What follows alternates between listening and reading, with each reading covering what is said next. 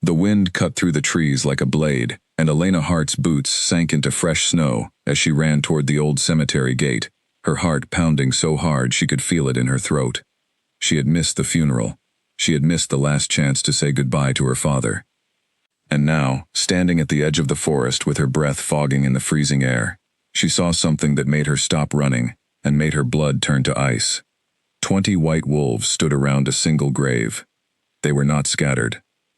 They were not fighting over scraps or hunting for food. They stood in a perfect circle, still as statues, their pale fur glowing faintly under the rising moon. Their eyes, dozens of them, all turned toward her at once, and for one long, terrifying moment, nobody moved. Not Elena, not the wolves, not even the wind. Elena's first instinct was to run. Every part of her body screamed at her to turn around, to sprint back down the hill toward the village, to slam a door shut behind her, and pretend she had never seen this. But her feet would not obey her. She stood frozen at the cemetery gate, one hand gripping the cold iron bars, staring at the animals that surrounded her father's grave, as though they were guarding a king. She had traveled 2 full days to get here. A phone call from a stranger, a lawyer named Ethan Cole, had reached her 3 nights ago, telling her that her father, Daniel Hart, had died suddenly in his home, in the mountain village of Ashwick. She had not spoken to her father in almost 6 years. Their last conversation had ended in anger, in words neither of them had ever taken back, and now he was gone, and she would never get the chance to take her own words back either. She had told herself the whole drive up the mountain roads that she was only coming to settle his affairs, to sign whatever papers needed signing, to collect whatever belongings were left, and to leave again before the memories could catch up to her. She had not expected grief to hit her the way it had, the moment she saw the small white church at the center of the village, its bells silent, its doors closed for the night. She had not expected to feel her chest tighten and her eyes burn as she stood at the edge of a cemetery that held a father she barely knew anymore. And she certainly had not expected this. The wolves did not growl. They did not bare their teeth. They simply watched her, 20 pairs of amber and pale blue eyes catching the moonlight, 20 white bodies breathing slow and steady in the cold night air. One of them, larger than the rest, stood closest to the headstone. Its fur was almost silver, brighter than snow, and its eyes held something Elena could not name. Not hunger. Not anger. Something closer to recognition. She took a step back without meaning to, and the moment her boot crunched against the snow, the large wolf's ears flicked toward the sound. It did not lunge. It did not snarl. It simply tilted its head, watching her the way a person might watch someone they had been waiting for. "This can't be real," Elena whispered to herself, her voice shaking more than she wanted it to. She pressed her back against the iron gate, feeling the cold metal bite through her coat, and tried to think clearly. Wolves did not behave like this. Wild animals did not stand guard over a grave like soldiers protecting a fallen leader. Something about the scene in front of her defied everything she thought she understood about the world, and the strangeness of it frightened her more than any single snarling animal ever could have. She thought about turning and running for the village, about pounding on the nearest door and screaming for help. But something held her in place. Maybe it was exhaustion from the long drive. Maybe it was grief clouding her judgment. Or maybe, somewhere deep inside her, some part of her recognized that these wolves were not here to hurt her. They were here for a reason, and that reason had something to do with the man buried beneath them.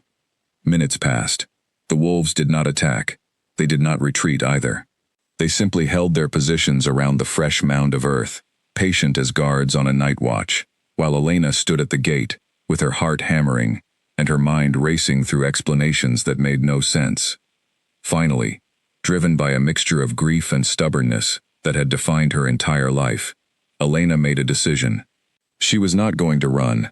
She had come too far, lost too much, and buried too many unanswered questions to let a circle of strange animals send her away from her own father's grave.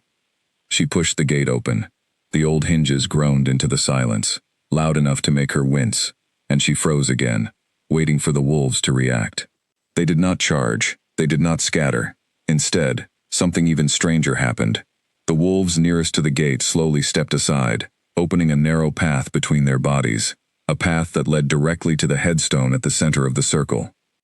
Elena stared at the opening, her breath catching in her throat. It looked deliberate. It looked like an invitation. "This is insane," she murmured, but her feet were already moving, carrying her forward one careful step at a time. She kept her eyes on the large silver-white wolf as she walked, half expecting it to change its mind and attack the moment she got close enough. It did not move. It watched her the entire way, its head turning slowly to track her progress, but it made no sound and gave no sign of aggression. The other wolves parted further as she approached, forming a living corridor of white fur and silent breath.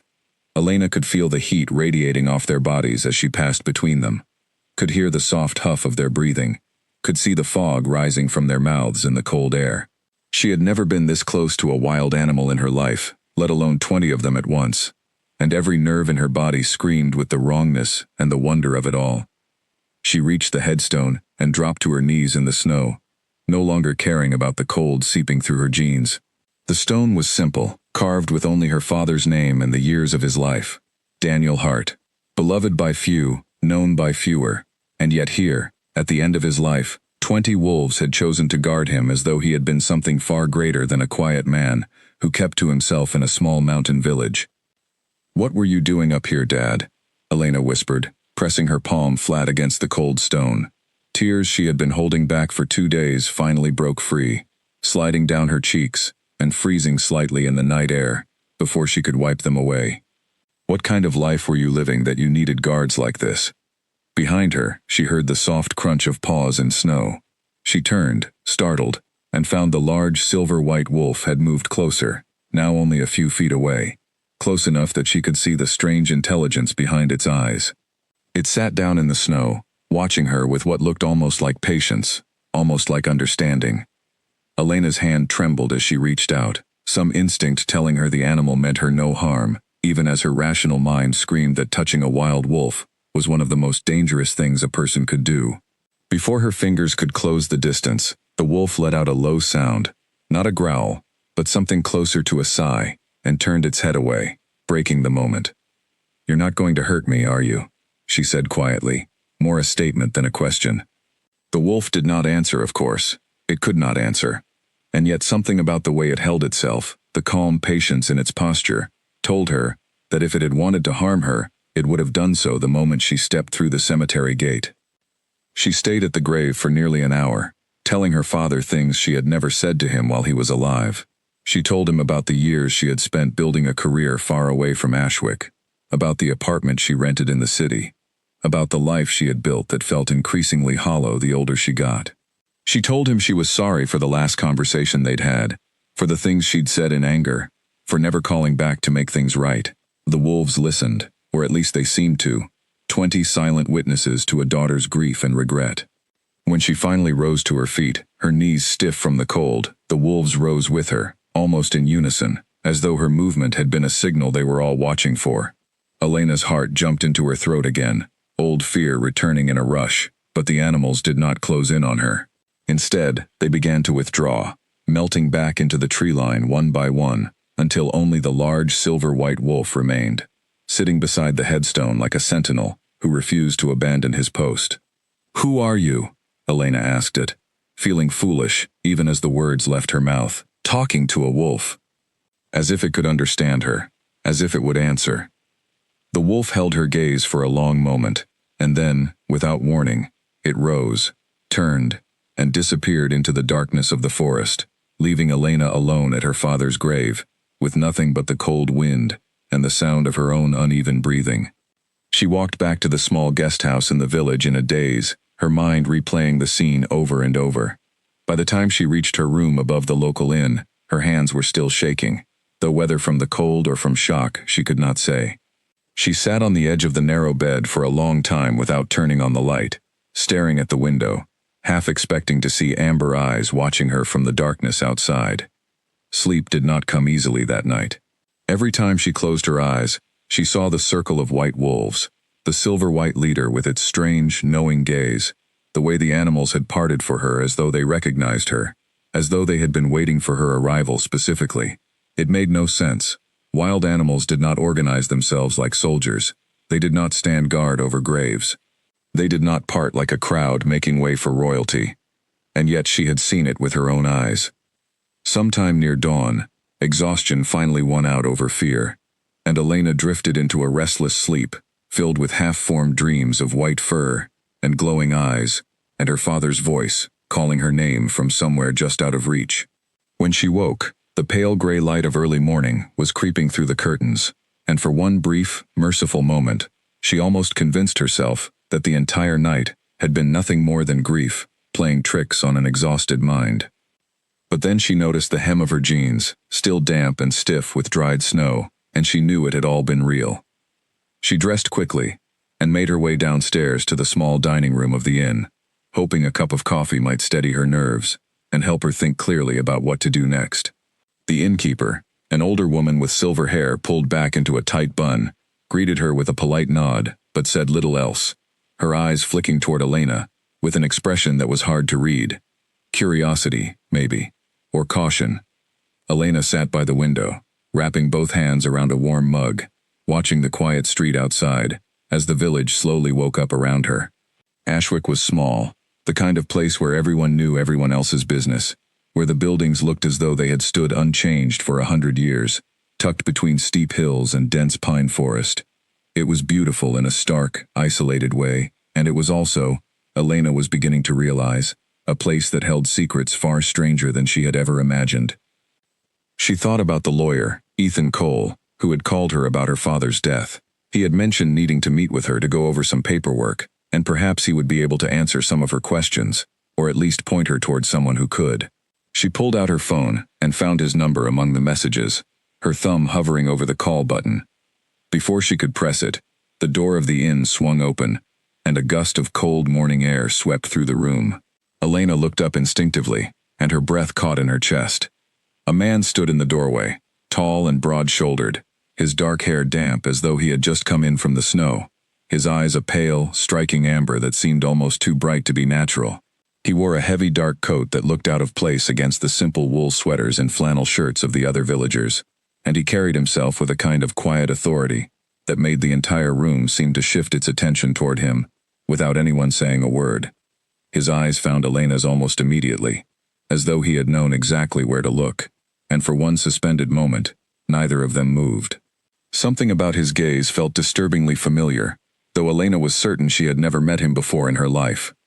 Then she remembered the eyes of the silver-white wolf from the night before, and a cold feeling of dread and disbelief settled deep in her stomach. The man crossed the room toward her table without being invited, his boots silent against the wooden floor despite his size, and stopped just a few feet away, studying her with an intensity that made her want to look away and made it impossible for her to do so. "Elena Hart," he said, his voice low and even, carrying a weight that made it clear this was not a question. "I've been waiting a long time to meet Daniel's daughter." Elena's grip tightened around her mug, her heart pounding once again, the way it had the night before at the cemetery gate. "Who are you?" She managed to ask, though part of her already suspected, impossibly, that she already knew the answer. The man studied her for a moment longer before answering, and when he finally spoke, his words settled over her like the first flakes of a coming storm. "My name is Cale Ashford," he said, "and your father owed my family a debt that has waited far too long to be repaid." Outside the window, snow had begun to fall again, drifting silently past the glass, and somewhere beyond the edge of the village, deep in the tree line, where the forest grew dark and thick, a lone wolf's howl rose into the morning air, long and low, like a warning, or perhaps like a welcome. Elena stared at the man standing in front of her, certain she had misheard him. "A debt," she repeated slowly, setting her mug down before her shaking hands could spill it. "My father didn't owe anyone anything. He was a quiet man who kept to himself. He fixed old machines and grew vegetables in his garden. He didn't have business partners or debts." Cale Ashford pulled out the chair across from her without asking permission and sat down, his amber eyes never leaving her face. Up close, there was something almost unsettling about the stillness in him, a kind of controlled calm that reminded Elena uncomfortably of the wolf that had sat beside her father's grave the night before. "There is a great deal about your father you did not know," he said. "That is not your fault.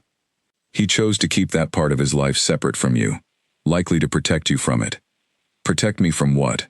Elena's voice came out sharper than she intended, frustration mixing with the fear still sitting heavy in her chest. from wolves standing guard over his grave, like it's some kind of shrine. I saw them last night, 20 of them. They didn't attack me. They parted like they were letting me through on purpose. And now you're sitting here telling me you're owed a debt by a man who spent his life fixing tractors in a mountain village. None of this makes sense. The innkeeper glanced over from behind the counter, clearly listening despite pretending otherwise, and Cale's gaze flicked toward her briefly before returning to Elena. Perhaps this is not the best place for this conversation, he said quietly. Will you walk with me? I promise you an explanation, though I doubt it will be one you find easy to accept. Every instinct told Elena to refuse.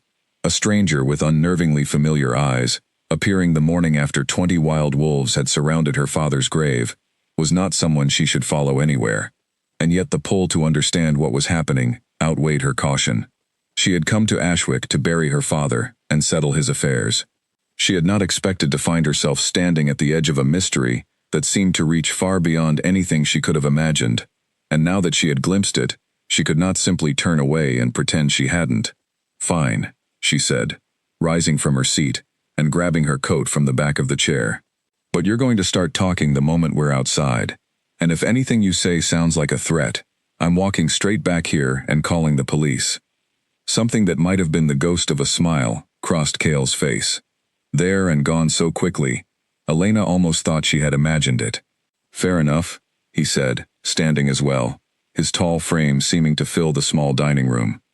They stepped out into the cold morning air together, the snow falling in soft, unhurried flakes that settled on Elena's shoulders as they walked down the quiet main street of Ashwick.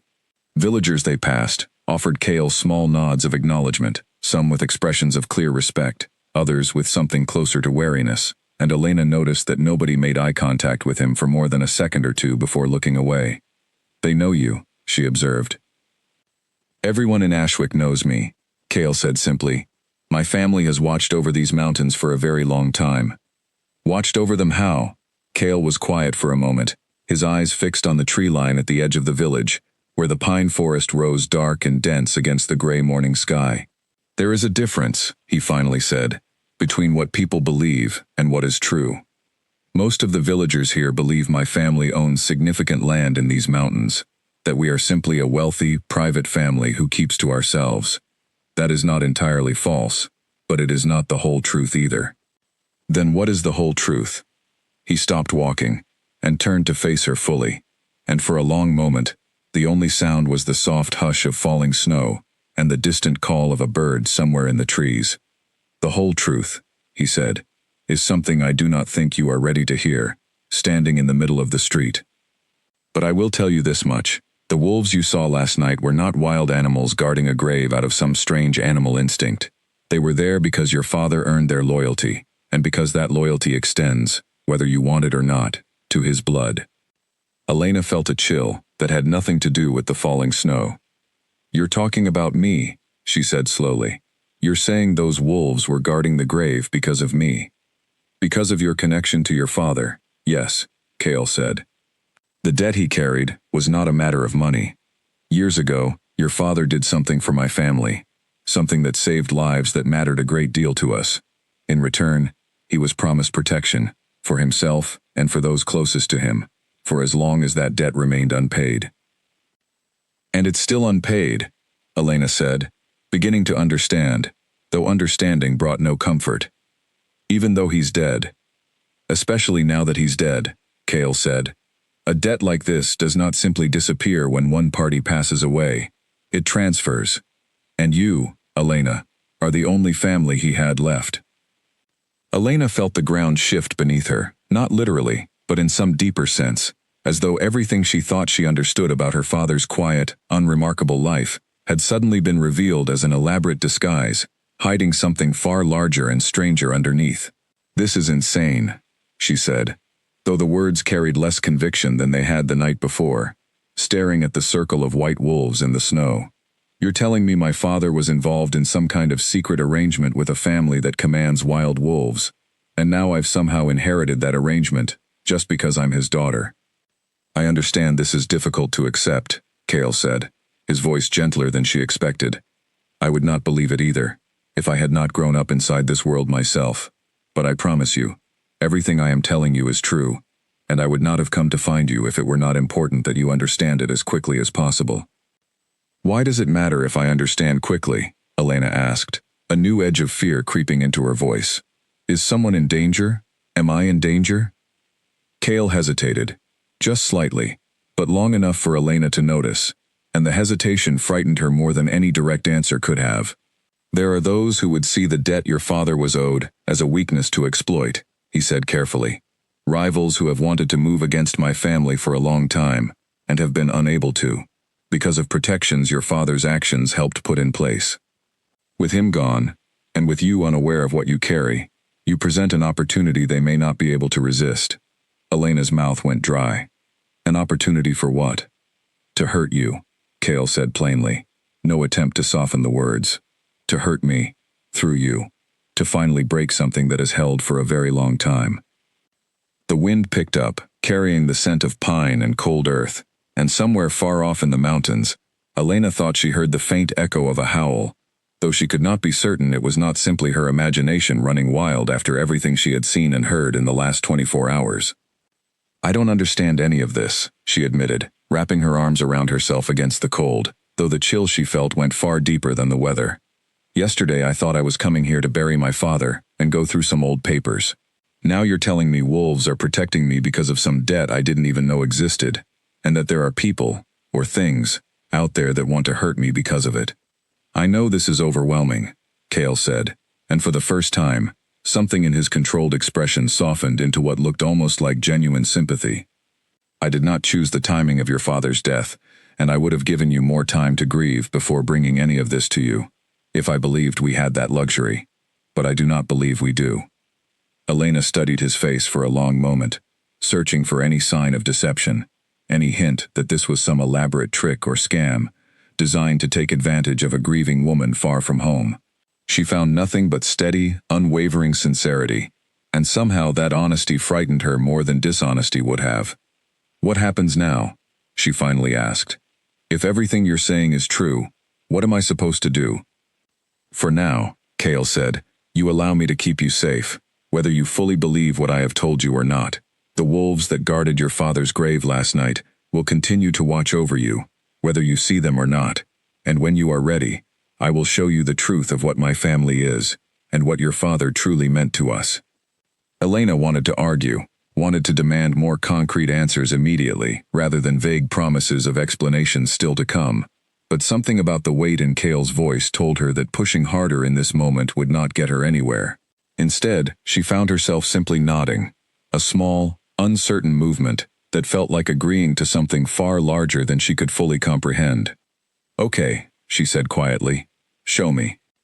Cale's eyes held hers for a long moment, something unreadable passing behind them, and then he turned toward the tree line at the edge of the village, where the forest stood dark and waiting beneath the falling snow.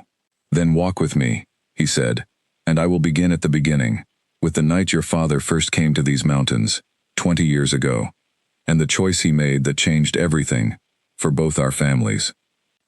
Elena took a breath, steadied herself as best she could, and followed him toward the trees, unaware that the story he was about to tell her would upend everything she thought she knew, not only about her father, but about herself.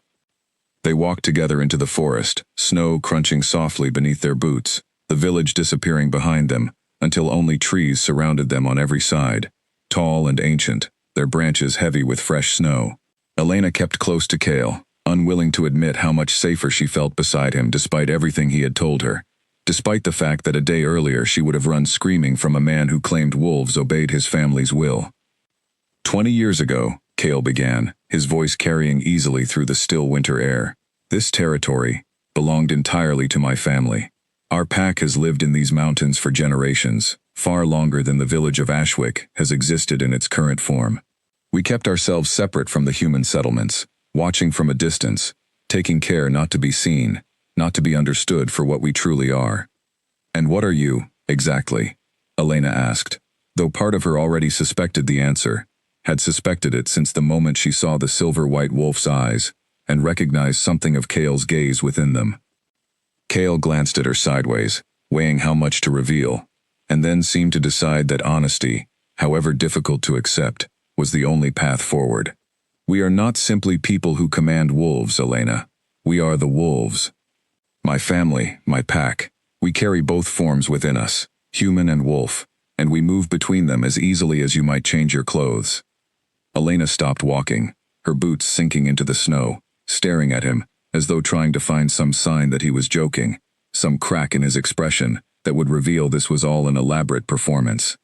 She found nothing but calm, steady certainty. "You're telling me you're a werewolf," she said flatly, the word feeling absurd, even as it left her mouth.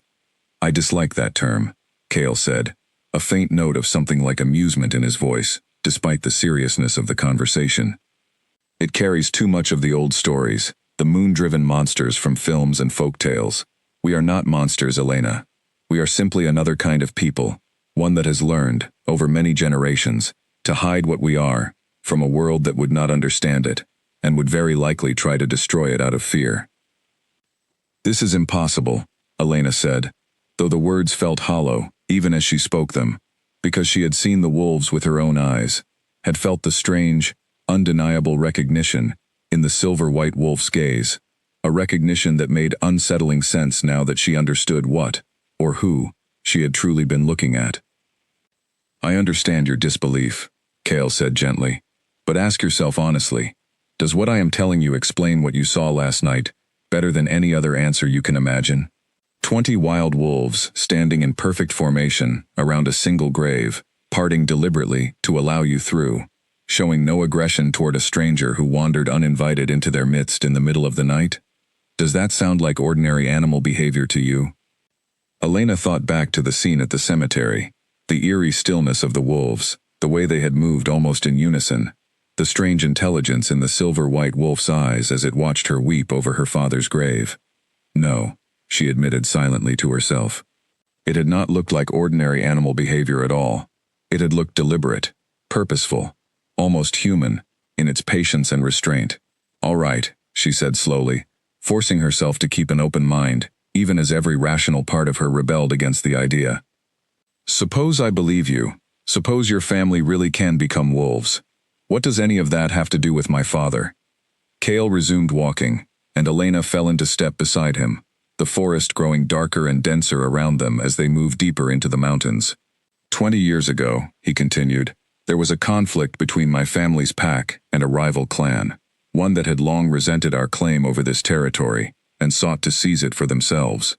Their leader was a man named Draven Cole, ambitious and ruthless, willing to do whatever it took to expand his own power. He led an attack against my family's stronghold during a particularly harsh winter, one that nearly wiped out my entire pack." "What happened?" Elena asked, caught up despite herself in the story unfolding around her. "We were overwhelmed," Cale admitted, his voice tightening slightly at the memory. "My father, who led our pack at the time, was severely wounded in the fighting, along with many others. We were retreating through the mountains, trying to reach shelter before the worst of the storm hit, when we stumbled, quite by accident, upon a young man camping alone in these woods. That man was your father." Elena's breath caught. "My father found you? Found your family, wounded and hiding in the mountains?" "He did," Cale said, "and he had no reason to help us. He did not know what we were. As far as he knew, he had simply come across a group of badly injured strangers in the middle of a dangerous storm. He could have turned away. He could have reported us to authorities, assuming anyone would have believed him. Instead, he opened his camp to us, treated our wounds as best he could with what supplies he had, and sheltered us, through 3 days of relentless snow, until the storm passed, and we were strong enough to make our way home." Elena felt tears prickling at the corners of her eyes, an unexpected wave of pride mixing with her grief. This was not the quiet, distant father she remembered, the man who had grown increasingly withdrawn and difficult to reach in the years before she left home. This was someone braver, someone kinder than she had ever given him credit for being. "He didn't know what you were," she said softly, "but he helped you anyway." "He did," Cale confirmed, "and when my father recovered enough to speak with him properly, your father learned the truth of what we were, and rather than fleeing in fear, or exposing us to the world, he chose to keep our secret. More than that, in the years that followed, he continued to help us, quietly, in ways that never drew attention. He warned us of hunters passing through the area.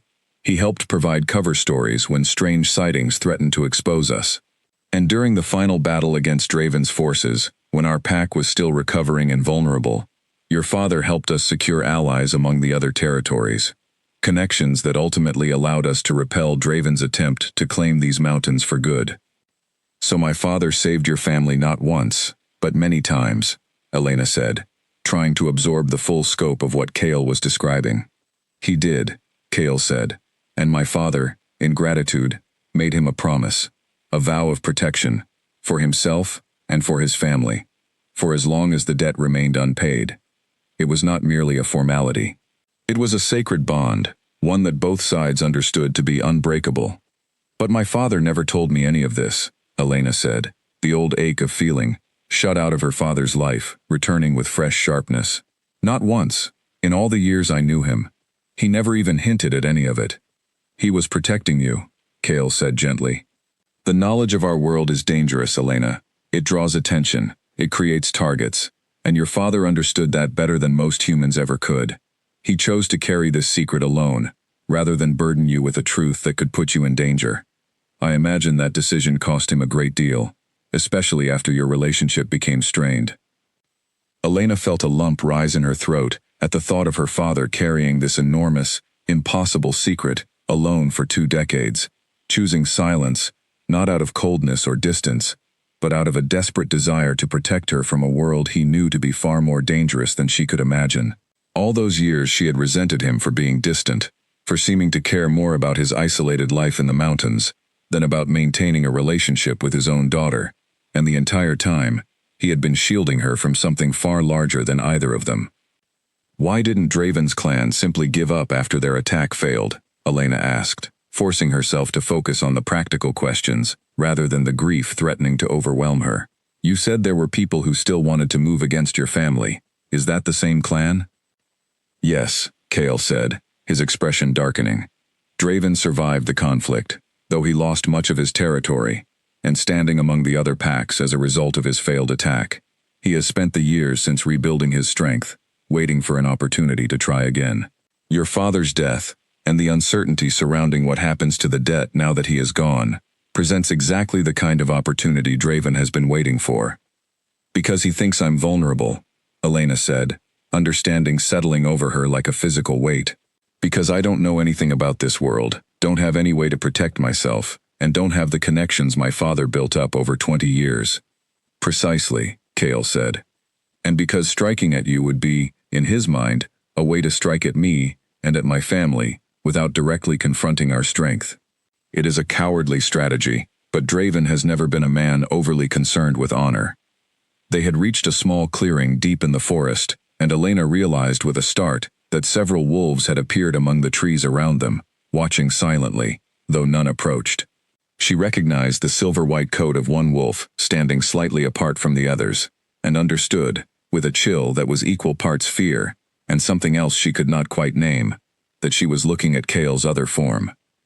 That's you, she said quietly, nodding toward the silver-white wolf. The one from the grave last night. Cale followed her gaze and nodded once. That was me, yes. I wanted to see you myself, to understand what kind of person your father's daughter had become before I approached you directly. I hope you can forgive the manner of that first meeting. Elena studied the wolf for a long moment, remembering the strange calm she had felt in its presence despite her fear, the sense that he, meant her no harm even before she understood any of the truth behind it. I think I already have, she admitted quietly.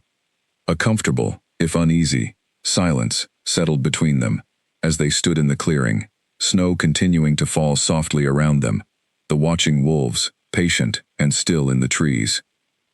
Elena felt the weight of everything Cale had told her pressing down on her. The impossible reality of secret shape-shifting families and ancient debts, and enemies who wanted her harmed simply because of who her father had been. It should have felt like too much to bear, and in some ways it did, but beneath the fear and the disbelief, she felt something else stirring as well, a fierce, stubborn curiosity that refused to let her simply walk away from any of it. Tell me the rest, she said, lifting her chin, despite the exhaustion and grief still weighing on her. Tell me everything.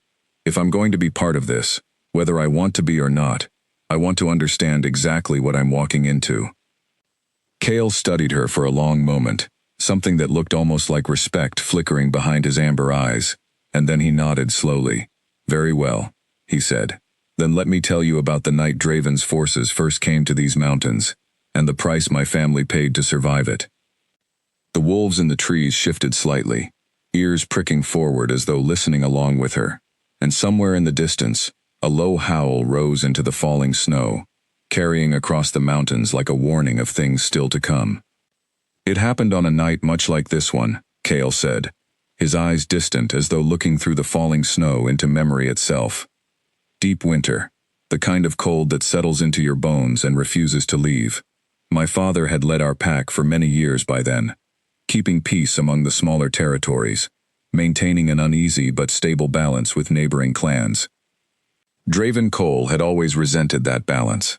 He believed strength alone should determine who controlled these mountains, and he had spent years quietly building his own forces, recruiting the discontented and the ambitious from packs who felt they deserved more than they had. Elena listened closely, watching Kale's face as he spoke, noticing the way his jaw tightened at certain memories, the way his voice dropped lower when he described the worst of what had happened.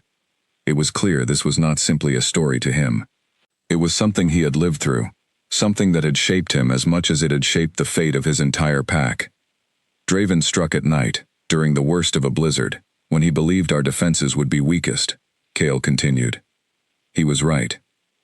The storm made it difficult to see him and his forces coming until they were nearly upon us.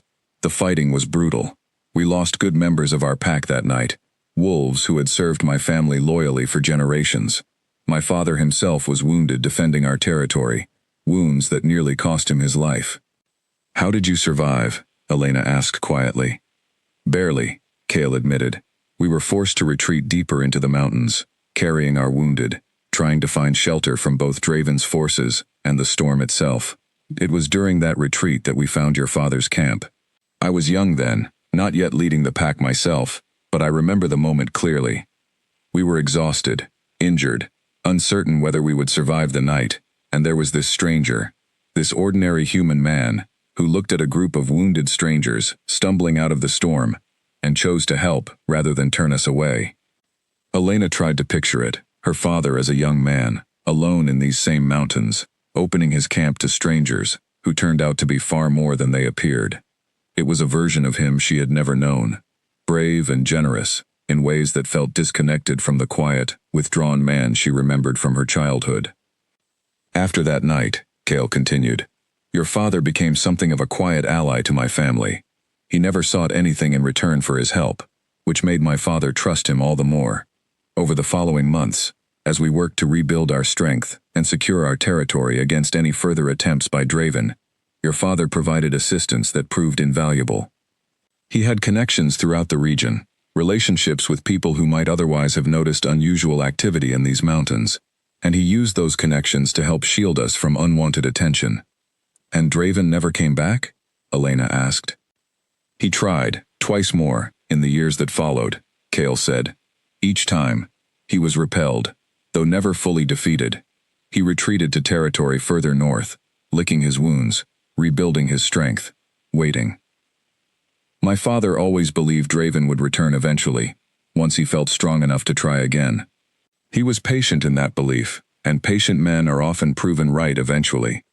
They began walking again, moving in a slow loop back toward the edge of the forest, the wolves trailing at a respectful distance among the trees. Elena found herself glancing at them periodically, still adjusting to the strange, unsettling knowledge that these were not simply animals, but people, capable of thought and feeling and loyalty in ways she was only beginning to understand. So Draven is coming back now, Elena said. Because my father is gone, and because you think I'm an easy target. I believe it is likely, yes, Kale said. Whether he moves quickly or waits to gather more information first, I cannot say for certain. But I would rather prepare for the worst and be wrong than assume the best and be caught unprepared. What does preparing look like exactly? Elena asked, a note of unease creeping back into her voice. Am I supposed to stay in the village? Go back home? What? Kale considered the question carefully before answering. For now, I believe it is safest for you to remain close to Ashwick, where my pack can watch over you directly. Returning to your life in the city might feel safer on the surface, but it would also mean losing the protection my family can offer here, in territory we control completely. Draven's reach does not extend easily beyond these mountains, not yet. Elena felt a flare of frustration at the idea of her life being upended so completely, so suddenly, by circumstances entirely beyond her control. She had a job waiting for her back in the city, an apartment, a routine she had built carefully over the years, specifically because it felt stable and predictable, everything her chaotic childhood in Ashwick had not been.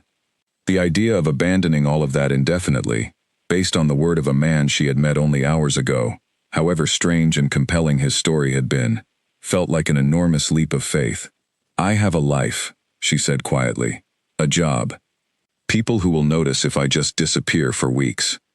I understand, Cale said, and something in his tone suggested he genuinely did, that he was not simply dismissing her concerns as unimportant. I am not asking you to abandon your life permanently, Elena. I am asking you to consider staying long enough for us to properly assess the threat, and to help you understand enough about this world that you can make informed decisions about how to protect yourself going forward, whether that protection comes from my family or from your own choices. Elena was quiet for a long moment, weighing his words against the fear and uncertainty still churning inside her. Everything about the situation felt impossible, and yet she could not deny what she had seen with her own eyes, could not simply dismiss 20 wolves standing guard over her father's grave as some elaborate hallucination or trick. I need time to think, she finally said. This is a lot to process in one morning. Of course, Cale said, inclining his head slightly. Take whatever time you need. I will not force you into any decision. But please, do not wander far from the village alone, particularly not after dark, until we have a clearer picture of what Draven intends. My pack will be watching, even when you cannot see us, but it would be far easier to keep you safe if you remained within reach.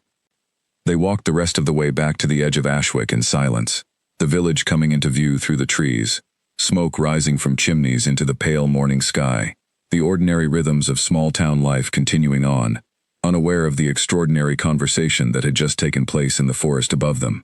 Elena felt strangely disoriented by the contrast, the mundane normalcy of the village, against the impossible reality Cale had just revealed to her. As they reached the edge of the tree line, an older woman appeared on the path ahead of them, wrapped in a heavy wool shawl, her silver hair pulled back tightly, her sharp eyes fixing on Elena with an expression of both concern and something that looked almost like relief. Elena recognized her vaguely as one of the villagers she had passed the day before, though she did not know her name. Elena Hart, the woman said, her voice carrying the rough, weathered quality of someone who had spent a lifetime in these mountains. I was hoping to find you before you did something foolish. I'm sorry. Do I know you? Elena asked, glancing between the woman and Cale, uncertain what to make of this new arrival. My name is Margaret Fenwick, the woman said. I knew your father well, better than most in this village, though I doubt he ever mentioned me. I heard you went up to the cemetery last night, alone, and that you're standing here now with Cale Ashford himself, which tells me you've already learned more than most humans in this village ever will. Elena glanced at Cale, uncertain how much this woman knew, how much she should reveal in return. Cale, however, seemed unconcerned, offering Margaret a respectful nod. Margaret has been a friend to my family for many years, he said. She is one of the few humans in Ashwick who has always known the truth about us, and about the role Daniel played in protecting this village, whether the rest of them realized it or not. Your father was a good man, Margaret said, turning her sharp gaze back to Elena. Quiet, stubborn, and far braver than he ever gave himself credit for. He carried a heavy burden for a long time, and he carried it well. But burdens like that don't simply disappear when the person carrying them passes on. They find new shoulders to rest on. That's what Cale has been telling me, Elena said, unable to keep a note of weariness from her voice. That I've somehow inherited all of this, whether I wanted to or not. Margaret's expression softened slightly, sympathy replacing some of the sharpness in her gaze. I imagine that feels like an unfair thing to have thrust upon you, especially so soon after losing your father. But I would rather you hear the truth from people who care what happens to you, than stumble into danger unprepared, the the way so many humans who cross paths with this world unknowingly do. Is there anyone in this village who doesn't know about wolves and debts and ancient family feuds? Elena asked, only half joking, the exhaustion of the past day finally catching up to her in a wave of dark humor. More than you'd think, Margaret said, a faint smile crossing her weathered face. Most of Ashwick believes the Ashford family is simply wealthy and reclusive, nothing more. Only a handful of us have ever been trusted with the full truth. Your father was one of them. I am another. And now it seems you are as well, whether by choice or by circumstance. Elena looked between Margaret and Cale, feeling the full weight of everything that had happened in the past 24 hours settling over her. Exhaustion and grief and fear, and a strange, reluctant curiosity, all tangled together in a knot she did not know how to untangle. I don't know what I'm supposed to do with any of this, she admitted quietly. For now, Margaret said gently, you don't have to decide anything. You simply have to survive the next few days, and let those who care about your safety help you do that. The rest can wait until you've had time to grieve properly, and to think clearly. Elena nodded slowly, grateful, despite everything, for the older woman's steady presence, a small anchor of warmth amid the storm of impossible revelations swirling around her. As the three of them walked together toward the village, Elena could not shake the feeling that she had stepped through some invisible boundary the night before, crossing from the ordinary world she had always known into something far stranger and more dangerous. A world she was only beginning to understand, and one she was no longer certain she would ever be able to leave behind. 3 days passed in a strange blur for Elena, days filled with the practical business of grief, sorting through her father's small house, meeting with Ethan Cole to handle paperwork, and slowly, cautiously, allowing herself to spend more time in Cale's company as he continued to explain the world she had unexpectedly found herself part of. Each conversation revealed new layers of complexity, new rules and traditions she had never imagined existed, and with every answer, a dozen new questions seemed to take root in her mind. Her father's house sat at the edge of the village, a small wooden structure, surrounded by an overgrown garden that had clearly once been carefully tended before age and isolation had taken their toll. Walking through the rooms felt like walking through a life she had only ever glimpsed from a distance, photographs she did not recognize, tools and books that spoke of interests she had never known her father possessed. In a locked drawer of his desk, she found a small collection of letters, some written in a careful, formal hand she did not recognize, discussing matters of territory and alliance in language that now, with everything she knew, made perfect sense. She brought the letters to Cale on the 4th day, finding him waiting near the edge of the forest, as he had each morning since their first meeting, as though he sensed exactly when she would need him. These are from your father, he said, scanning the pages quickly. To my father. They discuss the arrangement between our families, though carefully worded to avoid revealing too much should they fall into the wrong hands. He kept these for 20 years, Elena said quietly, watching Cale's face as he read. Why keep them at all, if the secret was so dangerous? Cale was thoughtful for a moment before answering. Perhaps he wanted proof, in case anyone ever doubted the nature of the arrangement. Or perhaps, he added, more gently, he simply could not bring himself to destroy the only tangible record of a friendship that meant a great deal to him, even one he could never fully share with you. Elena felt her throat tighten at the thought, and she looked away, blinking back sudden tears. It still ached, this growing realization that her father's life had been so much richer and more complicated than she had ever allowed herself to see, buried beneath the distance and silence that had defined their last years together. I want to see it, she said abruptly, surprising herself with the sudden certainty in her voice. The transformation. I want to see it for myself, properly, not just glimpses in the dark at a grave or in the trees. Cale studied her carefully, as though weighing whether she was truly ready for what she was asking.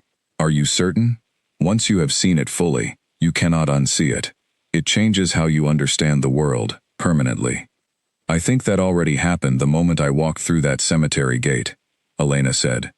I'd rather understand what I'm actually looking at than keep imagining it in half-formed pieces. Something in her steady resolve seemed to settle whatever hesitation remained in Cale, and he nodded once. Very well, come with me.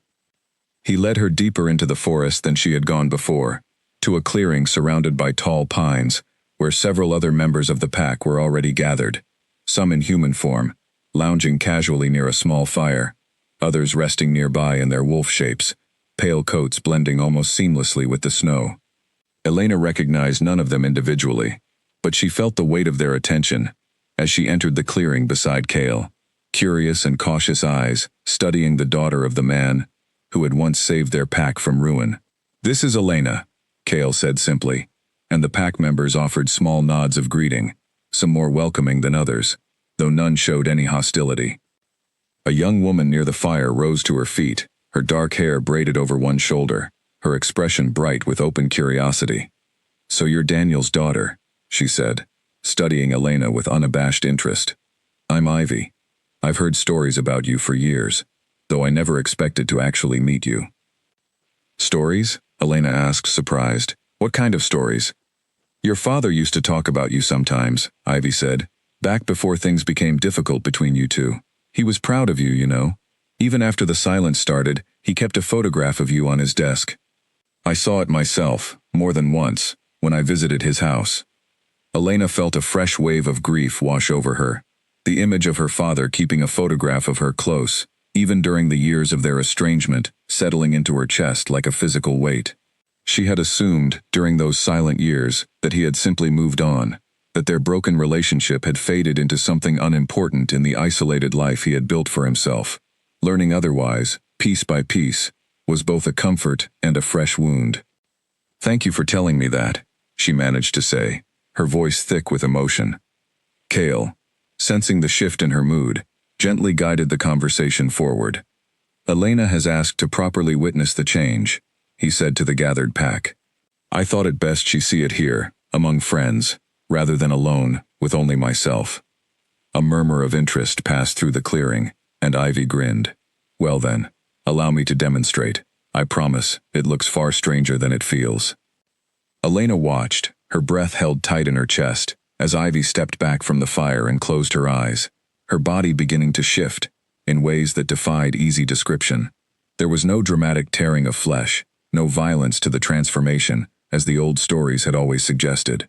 Instead, it looked almost like watching water change shape, a fluid, rippling shift that carried Ivy from human form into a sleek gray wolf in the span of only a few seconds, her clothing somehow absorbed seamlessly into the process, rather than left behind in tatters.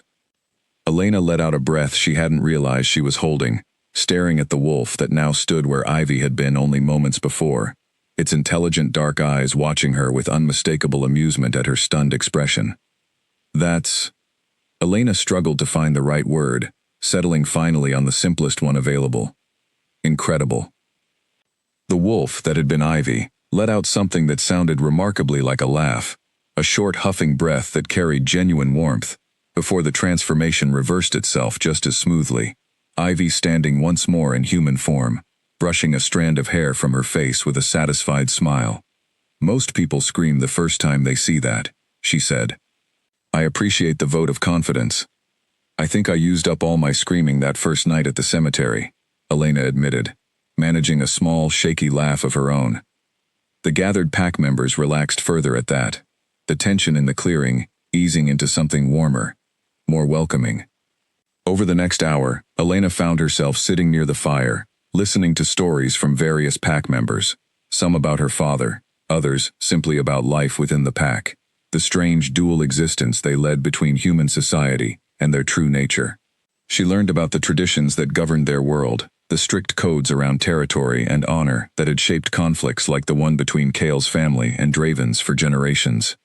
She learned about the pain of losing pack members in battles she had never known occurred, battles her own father had played a quiet, crucial role in preventing from becoming worse. As the afternoon light began to fade, Kale excused himself briefly to speak with one of the older pack members who had approached with a look of quiet urgency, and Elena watched from a distance as their conversation grew increasingly tense, low voices carrying just enough emotion for her to sense something was wrong, even without hearing the words themselves. When Kale returned to her side, his expression had shifted, the easy warmth of the afternoon replaced by something sharper, more guarded. "We've had reports," he said quietly, "of unfamiliar wolves spotted near the northern edge of our territory. Scouts, most likely, testing our boundaries. Elena felt her stomach tighten. Draven's people. Possibly, Kale said. It could also be nothing. Wolves from a neutral territory passing through without incident. But given the timing, so soon after your father's death, I would rather not assume the best. The warmth of the afternoon evaporated quickly under the weight of this new tension, and Elena found herself glancing instinctively toward the tree line, half expecting to see unfamiliar eyes watching from the shadows. What do we do? She asked, her voice steadier than she felt. For tonight, nothing changes, Kale said. You return to the village, and my pack continues to watch over you, as we have been. But I will increase the number of scouts patrolling our own borders, to ensure we have warning if this becomes something more serious. Elena nodded, trying to project a confidence she did not entirely feel. The idea of unfamiliar, potentially hostile wolves testing the boundaries of the territory she had only just learned was protecting her, sent a fresh spike of fear through her chest. But she forced herself to remain steady, unwilling to let the fear overwhelm the strange, fierce curiosity and resolve that had been growing in her since that first night at the cemetery. As Kale walked her back toward the edge of the village as the sun began to set, painting the snow in soft shades of orange and pink, Elena found herself studying his profile, the tension still visible in the set of his jaw, the watchfulness in his eyes as they scanned the tree line even as he walked beside her. Whatever else was true about this strange, impossible world she had stumbled into, she was beginning to understand that Kale carried the weight of protecting his entire pack, a responsibility that clearly cost him more than he ever let show in his carefully controlled demeanor. Thank you, she said quietly, as they reached the edge of the village, for showing me all of this today. I know it would have been easier to keep me in the dark, to just tell me to trust you without explaining anything. Kale turned to look at her, something softening in his expression, despite the tension of the afternoon's news. Your father trusted us with everything he had, Elena, without hesitation, the very first night we stumbled into his camp as strangers in need. The least I owe his daughter is honesty in return, even when that honesty is difficult to hear. Elena held his gaze for a long moment, feeling something shift quietly between them, a fragile thread of trust beginning to form, despite the impossible circumstances that had brought them together. Good night, Kale, she finally said, turning toward the inn. Good night, Elena, he replied, and as she walked away, she could feel his eyes following her, until she disappeared through the inn's front door, a silent, watchful presence standing guard at the edge of the trees, just as the wolves had stood guard over her father's grave, the very first night she arrived in Ashwick. Elena did not sleep well that night, her mind replaying the image of Ivy's transformation over and over, the fluid, impossible grace of it, alongside the tense conversation about scouts along the northern border. Sometime past midnight, unable to lie still any longer, she rose and lit the small lamp beside her bed, pulling out the box of her father's belongings she had brought back from his house earlier that week. Among the scattered papers and old photographs, she found a leather-bound journal she had noticed before, but not yet had the courage to open, its cover worn soft with age and handling. She had assumed it might contain business records or gardening notes, the mundane details of an ordinary life. Now, with everything she had learned, she suspected it might hold something far more significant. She opened it carefully, the spine creaking with disuse, and found her father's familiar handwriting filling page after page, dated entries stretching back over 2 decades. The earliest entries, written not long after the events Kale had described, spoke of his shock and disbelief at what he had witnessed that first winter. Wolves who spoke, who reasoned, who bled and grieved and loved just as deeply as any human he had ever known. I do not know how to explain what I have seen tonight, one early entry read, and I suspect if I tried to tell anyone, they would think me mad, or worse, dangerous. But I cannot simply pretend it did not happen. These people, for that is truly what they are despite their other nature, showed me a kindness and vulnerability I did not expect from strangers found wounded in a storm. I find myself wanting to help them, though I understand the risk of becoming entangled in a world so far outside anything I have ever known.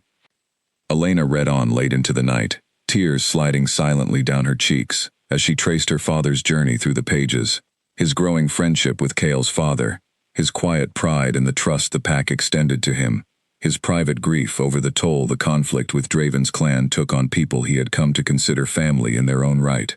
And scattered throughout, Painful and unmistakable, references to Elena herself, worries over their strained relationship, regret over choices he felt he could not explain to her without endangering her, hope that someday circumstances might allow him to finally tell her the truth.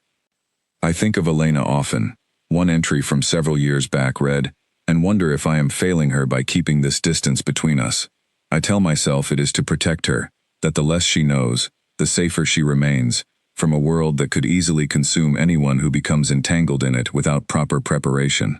But some nights I wonder if I am simply hiding behind that justification, using it to excuse the growing silence between us, silence I do not know how to break without unraveling everything I have worked to protect. Elena closed the journal gently, pressing it against her chest, allowing herself to fully feel the weight of grief she had been holding at arm's length since the phone call that first brought her news of her father's death. He had not stopped loving her, had not simply drifted away out of indifference, as she had convinced herself over the years to make the distance between them easier to bear. He had been protecting her the only way he knew how, carrying an impossible secret alone, rather than risk pulling her into danger she was not prepared to face. When morning came, gray light filtering through the curtains, Elena felt something had shifted inside her overnight, a resolve settling into place where uncertainty had lived before. She dressed quickly and made her way toward the tree line, where she now expected to find Cale waiting, as he had each morning since their first meeting. He was there, as expected, standing at the edge of the forest, his expression shifting into something like relief when he saw her approaching, quick and purposeful, no hesitation in her stride. "I've decided," she said, before he could speak. "I'm staying, not just for a few more days, while we sort out my father's affairs. I'm staying to understand this properly, to help however I can, and to make sure whatever debt my father carried gets honored, the way he would have wanted." Cale studied her for a long moment, something complicated passing behind his amber eyes, gratitude mixed with what looked almost like concern. "That is a significant decision, Elena. I do not want you to make it lightly, out of grief or a sense of obligation to your father's memory alone." "I'm not," Elena said firmly. "I read his journal last night, all of it. I understand now why he kept this from me, and I understand what it cost him to do it. I don't want to walk away from that understanding, not when I finally have the chance to actually know who my father really was, and to be part of something he clearly cared about deeply." Something shifted in Cale's expression, warmth breaking through the careful control he usually maintained. "Then I am glad," he said simply. "And I promise you, whatever comes next, my pack and I will do everything in our power to ensure you are protected while you find your place in this world."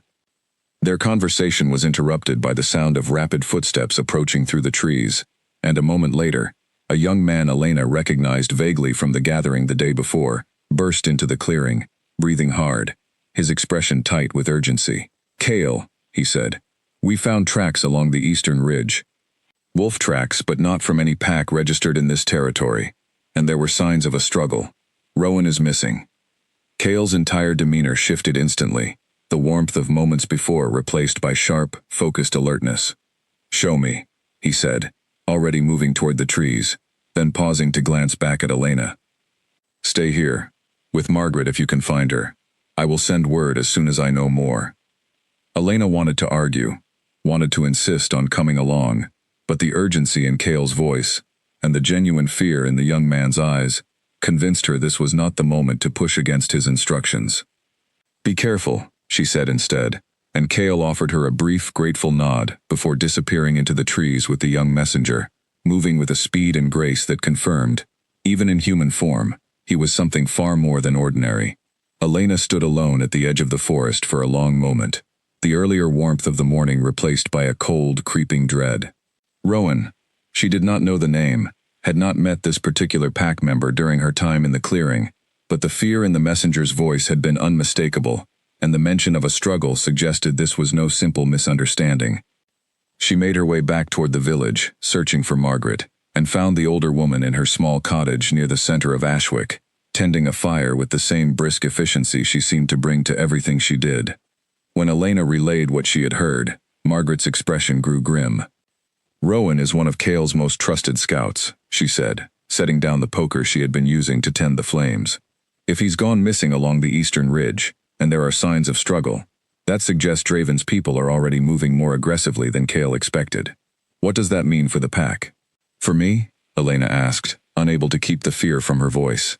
It means the days of careful waiting and quiet preparation may be coming to an end, Margaret said, her weathered face set with the kind of grim resolve Elena imagined came from decades of living alongside a world most humans never had to acknowledge existed. Come, sit by the fire. There's little we can do now except wait for word, and worrying alone in the cold won't help anyone. Elena sat, though the warmth of the fire did little to ease the tight knot of anxiety in her chest. She thought of Rowan, a name she had never even heard until minutes ago, now potentially caught in the crossfire of a conflict that traced its roots back 20 years, to a night her own father had chosen to open his camp to wounded strangers, rather than turn them away. "Do you think he's still alive?" she asked quietly. Margaret was silent for a long moment before answering, her eyes fixed on the flickering flames. "I think," she finally said, "that we should hope for the best, while preparing for whatever comes next. Kale's pack has faced difficult moments before, and survived them. They will find a way through this one as well." Elena wanted desperately to believe that, but as the hours passed, and no word came from the forest, the silence stretching longer and heavier with each passing minute, she found herself increasingly haunted by the realization that the debt her father had carried, the protection he had earned through his courage, all those years ago, was no longer a distant, abstract concept. It was becoming painfully, dangerously real, and she was now standing directly in the middle of it, whether she was fully ready or not.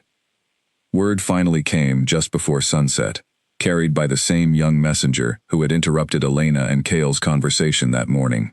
Elena and Margaret rose quickly from beside the fire as he appeared in the cottage doorway, his face pale, his clothes torn and dusted with snow, but relief evident in his exhausted expression. "We found him," he said, catching his breath. "Rowan, he's alive, but badly hurt. Kale is bringing him back now." Elena felt a wave of relief wash through her, quickly followed by a fresh spike of concern. What happened to him? "He was attacked," the young man said, his voice tightening with barely contained anger. "By at least 3 wolves, based on the tracks. He managed to fight them off long enough to escape, but not before they made it clear this wasn't an accident. He said one of them spoke to him, before the fighting started, said something about a message for the new Ashford Alpha." A chill ran through Elena at those words. A message? What kind of message? The messenger hesitated, glancing at Margaret before answering. "He said the wolf told him their Alpha sends his regards, and that old debts have a way of coming due at the worst possible moments." Margaret's expression darkened considerably. "Draven," she said, the name carrying weight and bitterness in her tone. "There's no mistaking that kind of message. He wants Kale to know he's watching, that he knows about the transfer of the debt, and that he intends to use it against him." Elena felt her stomach twist into a tight knot. "This is because of me," she said quietly. "Because of my father's death, and the debt passing to me. Rowan was hurt, because of something that has nothing to do with him." "This is because of Draven's ambition," Margaret said firmly, reaching out to place a steadying hand on Elena's shoulder. "Don't make the mistake of taking responsibility for another man's cruelty, child. None of this is your doing." Despite Margaret's reassurance, Elena could not fully shake the guilt settling over her, the knowledge that her presence in Ashwick, however unintentional, had already led to violence against someone she had never even met.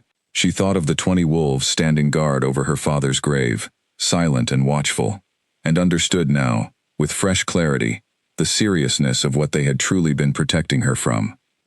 They made their way to the edge of the village, where a small group had gathered to await Kale's return, and within the hour, he emerged from the tree line, carrying an unconscious young man in his arms, with a careful, protective urgency that spoke volumes about the bond between pack members, regardless of rank or role. Rowan's face was pale, marked with several deep scratches, his breathing shallow but steady, and Elena felt her chest tighten at the sight of the young man's injuries, the visible cost of a conflict that had, until days ago, felt entirely abstract to her. Kale's expression, when he glanced up and found Elena watching from the crowd, was harder than she had seen it before, jaw set tight with barely controlled fury beneath his usual composed exterior. He said nothing as he carried Rowan past her, toward a larger structure, near the edge of the village, that Elena had not yet had reason to visit. One she now understood must serve as some kind of gathering place or infirmary for the pack. She followed at a respectful distance, along with Margaret and several other villagers who clearly understood, even without full knowledge of the pack's true nature, that something serious had occurred. Inside, an older woman Elena had not met before moved quickly to tend to Rowan's injuries, her hands steady and practiced despite the visible worry in her eyes. Cale stood near the doorway, his fists clenched at his sides, watching the older woman work with an intensity that made it clear he was holding himself back from pacing the room out of pure restraint. Elena approached him carefully, uncertain what to say, uncertain if there was anything she could say that would ease the tension radiating off him. "Is he going to be all right?" she finally asked, keeping her voice soft. Cale's jaw tightened further before he answered. "He will recover, physically. The scratches are not as deep as they might have been. Whoever attacked him wanted him alive, wanted him to deliver a message rather than simply eliminating him. That tells me Draven wanted this to be seen as exactly what it was, a warning, not merely an act of violence." "A warning about me," Elena said quietly. "A warning about the debt," Cale corrected, though his tone carried little comfort. "About the fact that your father's protection over you has now passed to my family, and that I intend to honor it fully, just as he honored his commitment to us all those years ago." Elena studied his face, the barely controlled anger simmering beneath his usual calm exterior, and felt something shift inside her, a fierce, unexpected solidarity rising up to replace some of the guilt and fear that had been building since the messenger's news. "Then let me help," she said firmly. "Whatever this means, whatever I need to learn or do to make sure no one else gets hurt because of a debt my father took on trying to help your family, I want to be part of the solution, not just someone standing on the sidelines being protected." Cale turned to look at her fully, something complicated passing behind his amber eyes. "This is not a fight you were prepared for, Elena.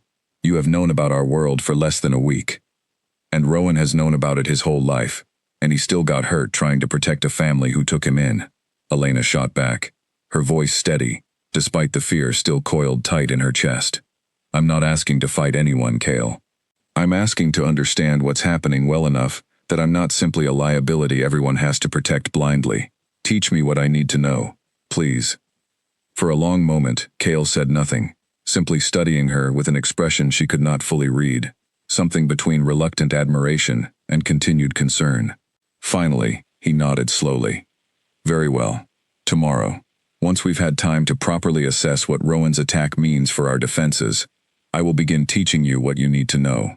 About our world, about the dangers you may face, and about how to protect yourself if the worst should happen." Relief, and something else, something almost like determination, settled into Elena's chest at his agreement, a small measure of control reclaimed amid the chaos and fear that had defined the past several days. "Thank you," she said quietly.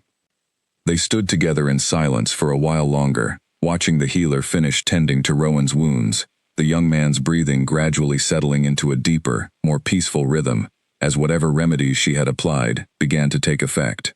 Around them, other pack members moved quietly through the room, checking in on their injured companion, exchanging low, worried conversations about what Draven's next move might be. As the evening wore on and it became clear Rowan would recover without further immediate danger, the tension in the room began to ease slightly, though the underlying fear of what was still to come remained palpable in every conversation, every worried glance toward the darkening windows. Margaret found Elena near the doorway as she prepared to return to the inn for the night, her expression thoughtful. "You handled that well," she said, standing up to Cale, insisting on being part of this rather than simply hiding away. "Your father would be proud of that kind of courage."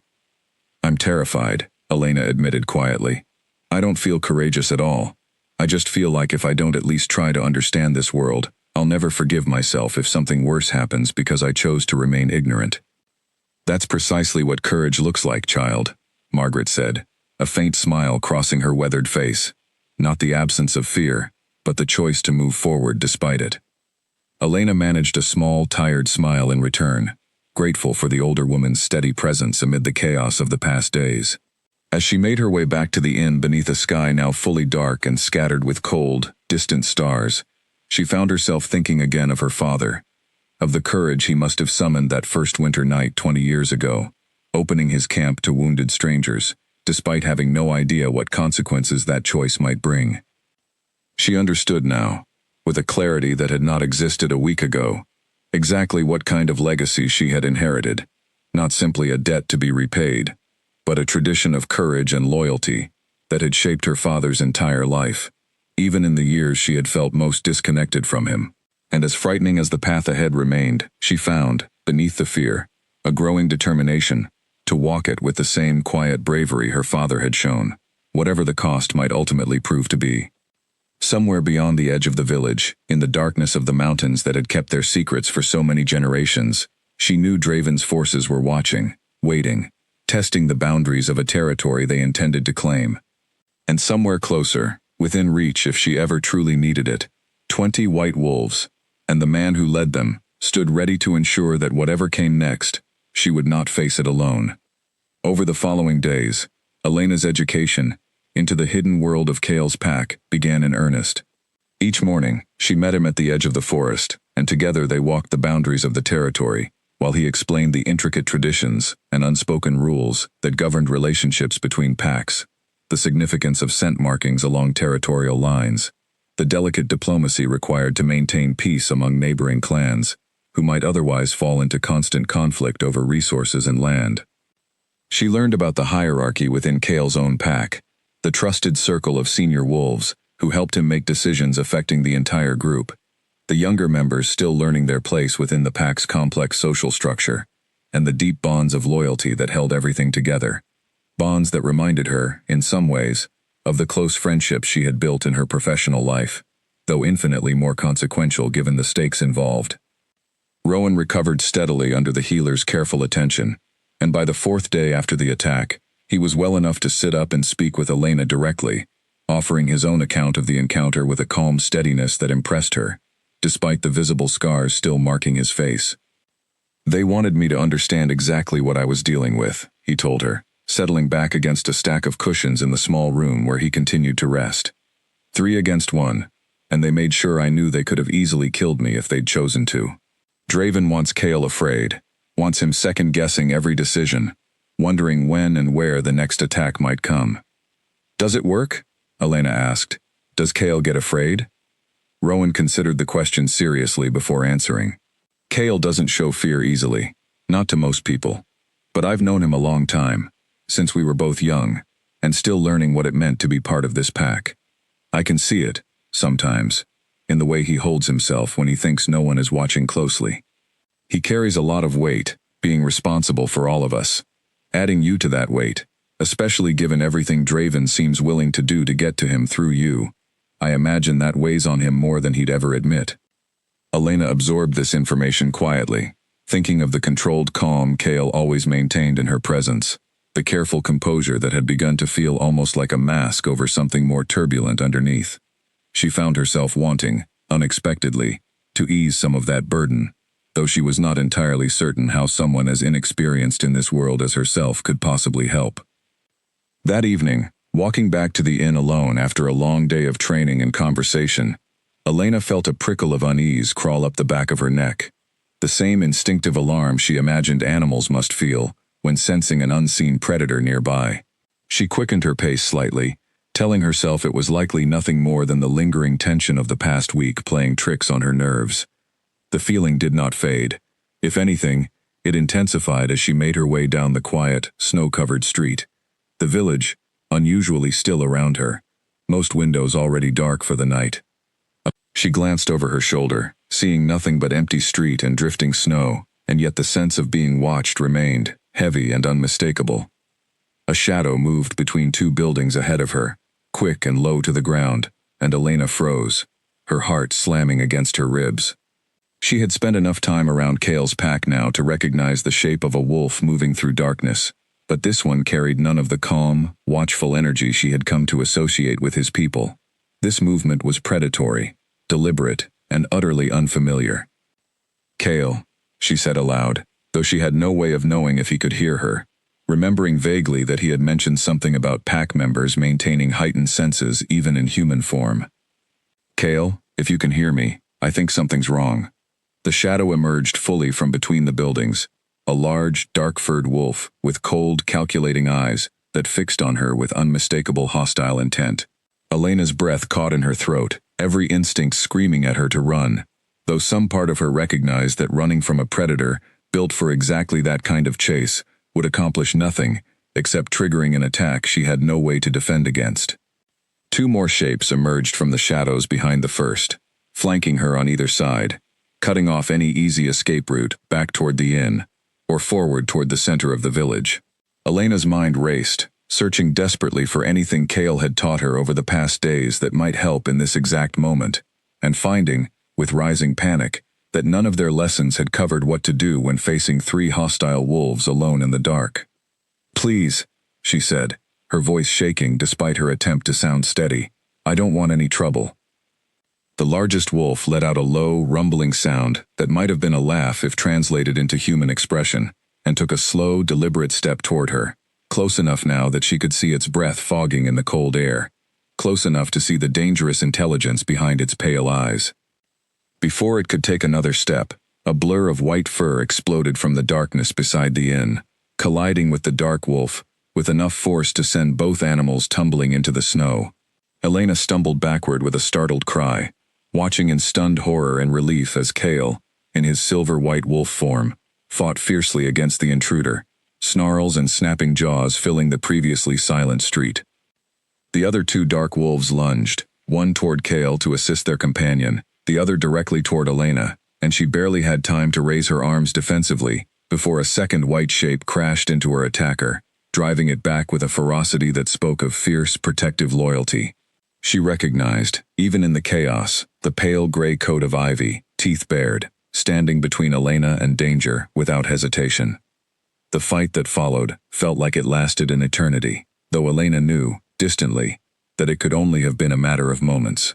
She pressed herself against the wall of the nearest building, watching in horrified fascination as Cale's pack fought to drive back the intruders, snarls, and the sounds of impact echoing through the otherwise silent village street. More white shapes emerged from the darkness to join the fight, drawn by the commotion, and gradually, the tide began to turn against the three dark wolves who had come to test the pack's defenses. Finally, recognizing they were outnumbered, the three intruders broke away, retreating rapidly into the darkness beyond the edge of the village, leaving behind an eerie silence, broken only by the heavy breathing of Cale's pack and the frantic pounding of Elena's own heart. Cale shifted back to human form almost immediately, rushing to Elena's side, his expression a mixture of fury and desperate concern, as he checked her over for any sign of injury. "Are you hurt?" he demanded, his hands hovering just short of touching her, as though uncertain whether she would welcome contact after everything that had just happened. "I'm fine," Elena managed, though her voice shook badly. "You got here in time. I'm fine." Relief flooded Cale's features, quickly followed by fresh anger, as he glanced toward the direction the attackers had fled.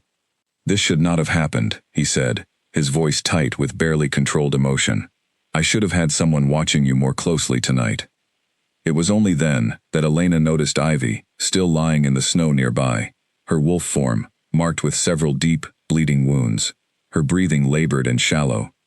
"Ivy," Elena gasped, rushing to kneel beside the injured wolf, horror washing over her at the sight of the blood staining the pristine white snow. "She's hurt. She's badly hurt." Cale's expression turned grim, as he knelt beside Ivy as well, gently examining her wounds with careful, practiced hands. "She protected you without hesitation," he said quietly, "just as I would have expected from her, but the cost was higher than it should have been." The healer arrived moments later, alerted by the commotion, and worked quickly to stabilize Ivy's condition, though her expression remained tense with concern as she assessed the severity of the wounds. Elena stayed close, guilt and fear tangling together in her chest, as she watched the pack member who had barely known her fight fiercely, at great personal cost, simply because protecting her had become part of the pack's sacred obligation. "This is my fault," Elena said quietly, watching as Ivy was carefully carried toward the same building where Rowan had recovered days before. "This is Draven's fault," Cale said firmly, echoing Margaret's earlier words, though the anger and worry in his voice suggested he was fighting to convince himself as much as her. "He is the one who chose violence tonight, who sent his people to test our defenses, and threaten someone under our protection. You bear no responsibility for his choices, Elena." Despite his reassurance, Elena could not fully shake the weight of what had happened. The knowledge that 2 members of Kale's pack had now been seriously injured in the span of a single week, both because of a debt tied to her existence, a debt she had known nothing about until days ago. She looked up at Kale, finding his amber eyes fixed on her with an intensity that made her breath catch, for reasons that had nothing to do with fear. "Thank you," she said softly, "for getting here in time, for everything you and your pack are risking to protect me." Something shifted in Kale's expression, the fierce protectiveness softening into something more vulnerable, more openly emotional than she had seen from him before. "I would not let anything happen to you, Elena," he said quietly. "Not simply because of the debt your father earned, though that matters to me deeply, but because somewhere in these past days, protecting you stopped feeling like an obligation and started feeling like something I choose, freely, because of who you are." Elena felt her breath catch again, this time entirely unrelated to the danger they had just survived, and in the cold, snow-dusted silence of the village street, surrounded by the aftermath of violence and the fierce loyalty of a pack still learning to trust her, she found herself looking at Kale Ashford in a way that had nothing to do with fear or confusion, and everything to do with a connection she had not expected to find in the midst of so much danger and uncertainty. Ivy survived the night, though the healer warned that her recovery would take considerably longer than Rowan's had, the wounds from the encounter deeper and more severe. Elena visited her each day that followed, sitting quietly beside her bed, even during the hours when Ivy remained too weak to hold much conversation, feeling it was the least she could offer after the young woman had thrown herself into danger, without hesitation to protect a stranger she barely knew. "You don't have to feel guilty," Ivy told her, on the 3rd day, her voice still weak, but her eyes clear and steady. "I chose to fight for you. That's what being part of this pack means. We protect each other, and now, we protect you too. Because that's what your father earned for you, whether either of us fully understood the cost when we agreed to it." "It still feels like too high a price," Elena admitted, watching the fading bruises along Ivy's arm, evidence of a fight that had nearly cost her far more than temporary pain. "Prices like this are part of the world we live in," Ivy said, a faint smile touching her lips despite her exhaustion. "Kale would tell you the same, though I suspect he's been trying to protect you from the harder truths of that reality, given everything else you've already had to absorb this past week." Elena thought about that conversation for the rest of the day, turning it over in her mind as she made her way to the small clearing where Kale had asked to meet her that evening, his message carried by one of the younger pack members with an unusual note of formality that suggested whatever he intended to discuss carried significant weight. She found him standing near the same fire where she had first watched Ivy transform, his expression grave, the flickering firelight casting shifting shadows across his features. Several senior pack members stood nearby as well, along with Margaret, whose presence told Elena immediately that this was not simply a casual evening conversation. "I've called this gathering," Kale said, once Elena had settled near the fire, "because I believe it's time for you to make a decision, Elena. One I should have given you the space to consider more fully before now, rather than simply assuming you would remain here indefinitely, without a clear choice being offered." "What kind of decision?" Elena asked, though some part of her already sensed the answer, had sensed it building since the attack on the village street days before. "The attacks against Rowan and Ivy," Kale continued, "make it clear that Draven intends to continue testing our defenses, likely escalating his efforts as long as the debt tied to your presence here remains unresolved in his mind. You have 2 paths available to you now, and I believe you deserve to choose freely between them, without pressure from me or from anyone else in this pack." Margaret stepped forward slightly, her expression serious. "The first path," she said, "is to walk away. Return to your life in the city. Distance yourself from this world entirely." Kale's pack would honor that choice, and while it would not entirely eliminate the danger tied to your father's debt, it would significantly reduce your direct exposure to it. Draven's interest in you exists largely because of your visible connection to this territory. Remove that visibility, and his interest may fade over time. Elena felt a complicated tangle of emotions at the suggestion, relief at the thought of returning to the safety and familiarity of her old life, warring with something that felt almost like loss at the idea of walking away from everything she had learned about her father, about this world, about the fierce, protective loyalty of people who had risked everything to keep her safe over the past week. "And the second path?" she asked quietly. Cale's eyes held hers steadily across the fire. "The second path is to stay, fully and permanently, to accept the debt your father earned, not as a burden forced upon you, but as an inheritance you choose to honor deliberately. To become, in effect, an ally of this pack in your own right, protected by us, yes, but also standing beside us, as we face whatever conflict with Draven still lies ahead." "What would that actually mean, practically?" Elena asked, forcing herself to think clearly, despite the weight of the moment pressing down on her. "It would mean making a life here, in Ashwick, close to the pack," Cale said. "It would mean continuing to learn our ways, deepening your understanding of this world until you are no longer simply someone we protect, but someone capable of protecting yourself and contributing meaningfully to our community. And it would mean accepting that the conflict with Draven, whatever form it ultimately takes, becomes something you face directly, rather than from a safe distance." Elena looked around the circle of faces watching her, Cale's steady, hopeful gaze, Margaret's careful neutrality, the senior pack members whose expressions ranged from cautious curiosity to what looked like genuine hope that she might choose to remain among them. She thought of her father's journal, the years of quiet sacrifice he had made to protect this pack and, by extension, her own safety, even at the cost of the relationship they might otherwise have shared. She thought of Rowan's steady courage, as he described facing down 3 attackers alone, of Ivy's fierce, unhesitating protection, despite having known Elena for barely a week. And she thought of the life waiting for her back in the city, the apartment that had never quite felt like home, the job that paid well but left her feeling increasingly hollow with each passing year, the growing sense, even before her father's death, that something essential was missing from the careful, predictable existence she had built for herself, specifically because it felt safe. "I need to ask something first," she said, turning her attention fully to Cale. "If I choose to stay, is that a choice I'm making because I genuinely want to be part of this world, or because I feel obligated by a debt my father took on without ever asking my permission?"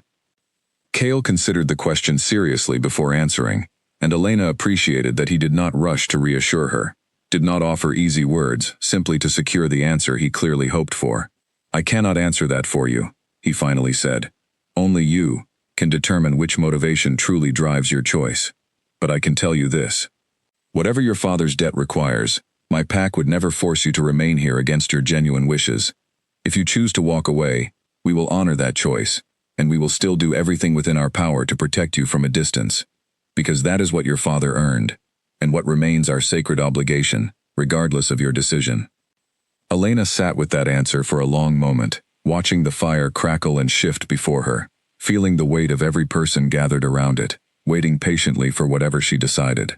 She thought about the fear she had felt that first night at the cemetery gate, the way it had gradually transformed, over days of conversation and careful revelation, into something closer to fascination, and then into something deeper still, a growing sense of belonging she had not expected to find, in a world so far removed from anything she had known before.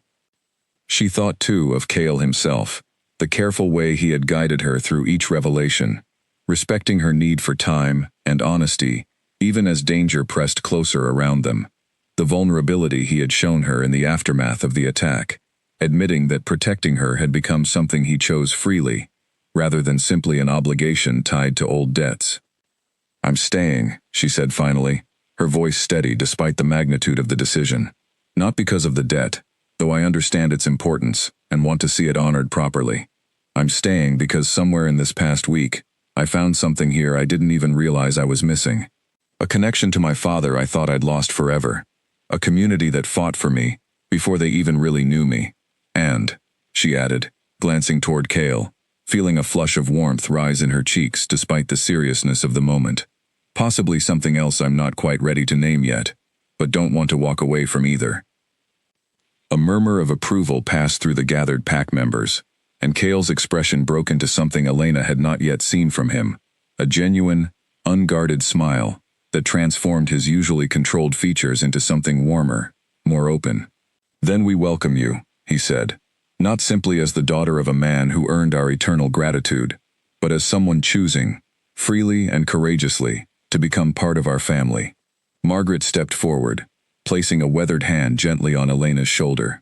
"Your father would be proud," she said softly. "Prouder, I think, than he ever managed to express while he was alive." Elena felt tears rise once again, though this time, they carried far less grief and far more hope than the tears she had shed at her father's graveside just over a week before. As the pack members around the fire began to relax into quiet conversation and celebration, marking her decision with the same warmth and welcome they had shown Rowan and Ivy's recoveries, Elena found her gaze drawn again and again to Cale. Watching him across the flickering firelight with a growing certainty that whatever challenges still lay ahead, whatever confrontation with Draven's forces was still to come, she would face it not as an outsider stumbling blindly through a world she did not understand, but as someone who belonged, fully and completely, exactly where she now stood. But even as the warmth of that acceptance settled over her, a distant howl rose from somewhere beyond the edge of their territory, long and cold against the night sky, a reminder that the conflict shaping this decision remained far from resolved, and that the true test of her choice still waited, somewhere in the darkness of the mountains. For the moment, it would finally arrive.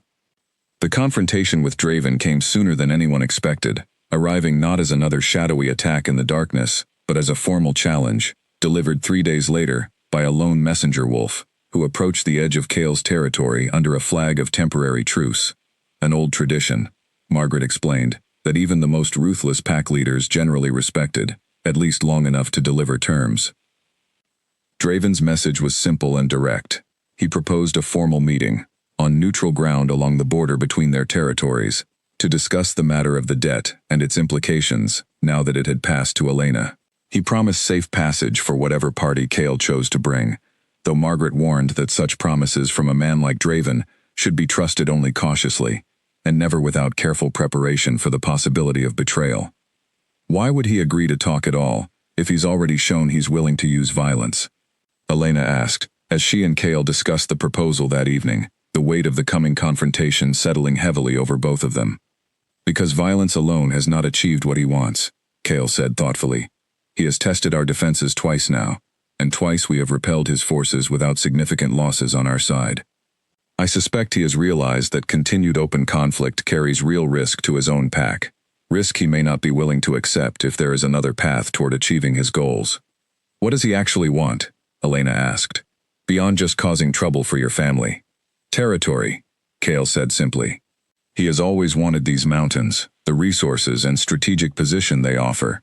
He likely hopes that by pressuring us over the matter of your father's debt, he can extract concessions, perhaps even force a renegotiation of territorial boundaries in his favor, using the uncertainty around the debt's transfer as leverage." Elena considered this for a long moment. "Then maybe the answer is to remove that uncertainty entirely," she said slowly, an idea forming as she spoke. "If I formally, publicly accept the debt, in a way that leaves no question about its terms or its transfer, doesn't that eliminate the very leverage he's trying to use?" Cale studied her carefully, clearly turning the idea over in his mind. "It's a bold suggestion," he said. "A formal acceptance ceremony would need to be conducted according to old traditions, witnessed by representatives from neutral territories, to ensure its legitimacy could not be disputed. It would also mean publicly declaring your commitment to this pack, in a way that could not easily be undone." "I've already made that commitment privately," Elena said. "Making it public just means Draven can't pretend there's still room to maneuver around it."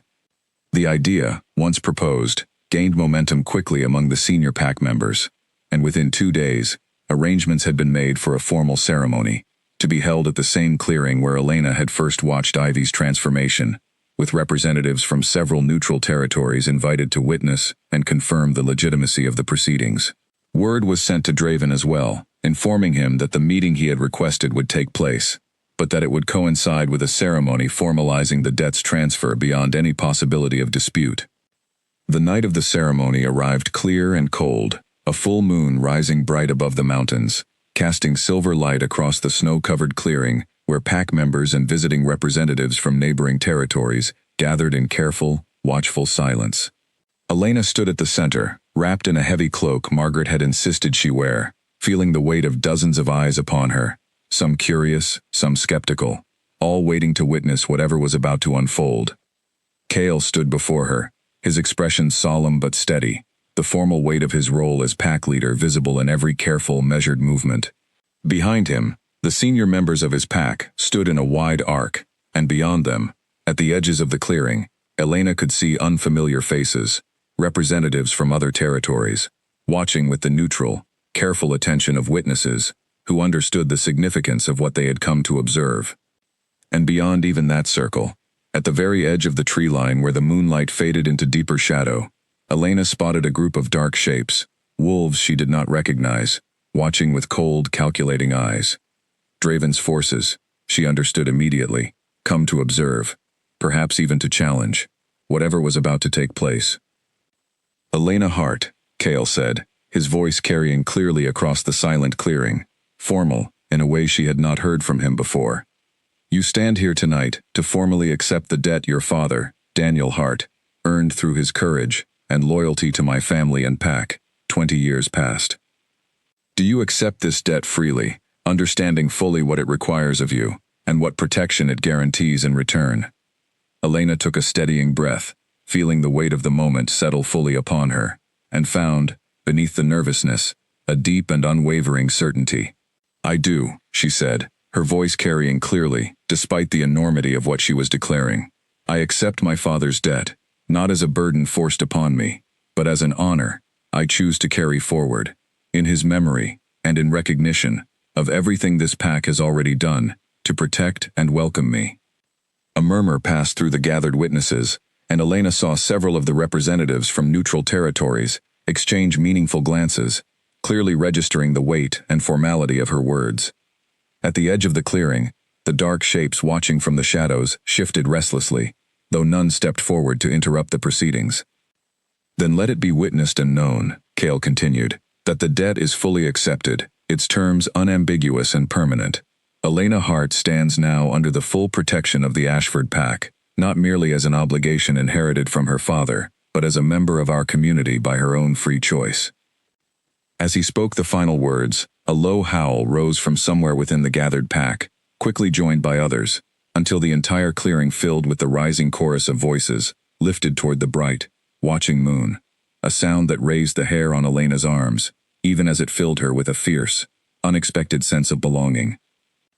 From the shadows at the tree line, a single dark wolf stepped forward into the moonlight, larger than the others surrounding it, its eyes cold and calculating, as they swept across the assembled crowd, before finally settling on Elena. She recognized, with a chill that had nothing to do with the cold night air, that she was looking at Draven himself, come to witness personally the formalization of the very debt he had hoped to exploit. The howling gradually faded, and silence settled once more over the clearing, as Draven regarded the scene before him, his expression unreadable in the pale moonlight. For a long, tense moment, no one moved, the assembled witnesses from neutral territories watching carefully to see how this final confrontation between the two rival leaders would unfold. "You've closed the door I hoped to walk through," Draven finally said, his voice carrying a rough, dangerous edge despite its measured calm.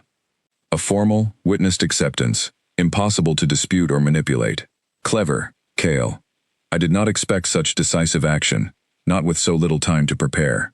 "You underestimated us," Cale replied evenly, though Elena could sense the tension coiled beneath his controlled exterior, ready to respond to any sign of aggression. "As you have underestimated us before, to your own cost." Draven's cold eyes shifted back to Elena, studying her with an intensity that made her want to step back, though she forced herself to remain still, unwilling to show weakness in front of witnesses whose judgment could shape the pack's standing for years to come. "You've chosen a dangerous path, Elena Hart," he said, "standing beside a pack that has already cost you dearly, twice now, in the injuries your new allies have suffered on your behalf." "I've chosen a path that honors my father's courage," Elena replied, surprising herself with the steadiness of her own voice. "And I understand fully what that choice may cost, but I would rather stand with people who fight for what they believe is right, than remain safely distant, while others pay the price of my indecision." Something shifted in Draven's expression, a flicker of what might have been grudging respect, quickly buried beneath his usual cold calculation. "Bold words," he said, We will see how well they hold in the days ahead. He held Cale's gaze for a long, tense moment, some unspoken understanding passing between the two rival leaders, before finally inclining his head slightly, a gesture that carried the weight of formal acknowledgement, however reluctant. "The debt is witnessed," he said. "I will not dispute its terms before those gathered here tonight, but do not mistake this acceptance for peace between us, Cale. Our conflict is far from finished." "I never expected otherwise," Cale replied evenly.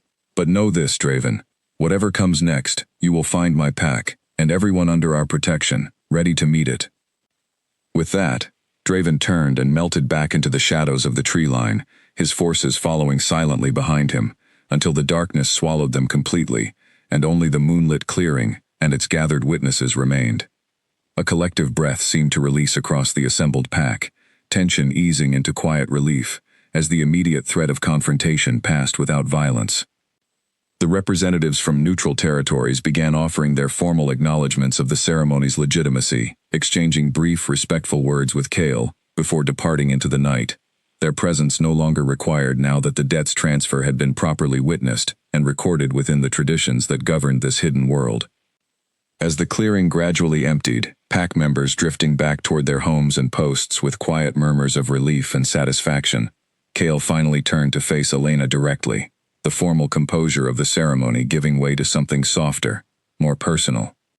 "You did something remarkable tonight," he said quietly, standing before Draven without flinching, declaring your choice so clearly that even he could not dispute it. "I meant every word," Elena said, meeting his gaze steadily in the fading moonlight. "This is where I want to be, with this pack. With you, if you'll have me." Cale's expression softened further, warmth replacing the last traces of formal solemnity. "I have wanted nothing more, since the night I first watched you at your father's grave, though I did not fully understand the depth of that wanting, until these past days made it impossible to ignore." He reached out, gently taking her hand in his, and Elena felt a warmth spread through her that had nothing to do with the cold winter night around them. "Then let this be the true beginning," she said softly, "not just of honoring my father's debt, but of whatever comes next, for both of us, together." Above them, the full moon continued its slow arc across the clear winter sky, casting silver light across a mountain territory that had witnessed both violence and courage in equal measure over the past weeks, and would surely witness more of both before the conflict with Draven finally reached its true resolution. But for tonight, standing together in the quiet aftermath of a debt formally honored and a choice freely made, Elena felt, for the first time since arriving in Ashwick, grieving and afraid, something that felt remarkably, unexpectedly, like hope. Her father's grave, still marked by the small stone bearing his name, would no longer need 20 wolves standing silent guard through the long winter nights. But the legacy he had built through 2 decades of quiet courage and sacrifice lived on, not just in the debt he had earned and passed forward, but in the daughter who had chosen, against every reasonable expectation, to step fully into the extraordinary world he had spent so long protecting her from, and to find, within it, a place that finally felt like home.